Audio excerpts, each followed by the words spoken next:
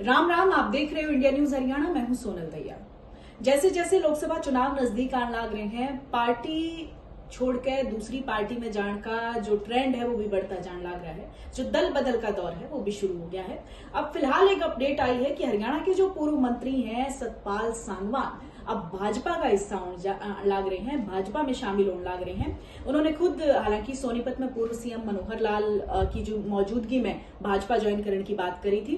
और आपको याद होगा कि करीब 6 महीने पहले उन्होंने एक शक्ति प्रदर्शन भी करा था जिसमें उनके काफी समर्थक इकट्ठा हुए थे और उन्होंने एक बात की घोषणा करी थी कि वो अपने किसी परिवार के सदस्य को राजनीति में आगे करना चाहते हैं। या जो घोषणा है ये सतपाल सांगवान की तरफ से करी गई थी और उनका ये भी मानना है कि धीरे धीरे जैसे जैसे राजनीति में मुद्दों की गहमागहमी है उस बीच वो अपनी आवाज नहीं उठा पा रहे हैं या लोगों का जिस तरीके से वो प्रतिनिधित्व करना चाह रहे हैं वैसे नहीं हो पा रहा है। और हर बार जब भी वो पार्टी छोड़ते हैं तो वो इस तरह की बात करते हैं।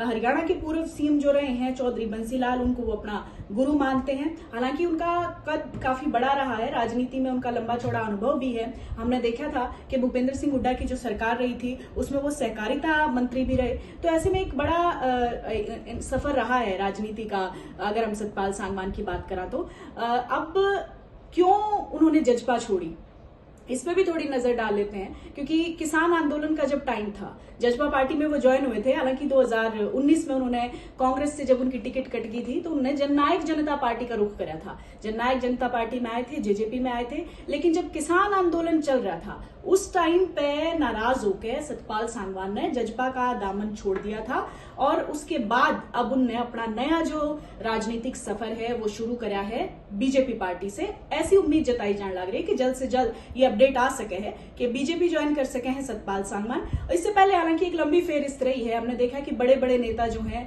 वो पार्टी छोड़ने लग रहे हैं। चाहे हम सावित्री जिंदल की बात कर लें, पिछले दिनों सावित्री जिंदल ने बीजेपी पार्टी ज्वाइन करी थी। इसके अलावा जो पूर्व केंद्रीय मंत्री रहे हैं वीरेंद्र सिंह, उनके बेटे ब्रिजेंद्र सिंह, दोनों ने बीजेपी छोड़कर कांग्रेस पार्टी का दामन थाम लिया था। इसके अलावा नाम राव बहादुर सिंह का भी है जो जजपा में शामिल हुए हैं। जजपा ने उनको टिकट भी दी है भिवानी महेंद्रगढ़ की सीट से। तो ऐसे लंबी फेरिस्त है नेताओं की जो अब पार्टी छोड़कर दूसरी पार्टी का रुख कर रहे हैं।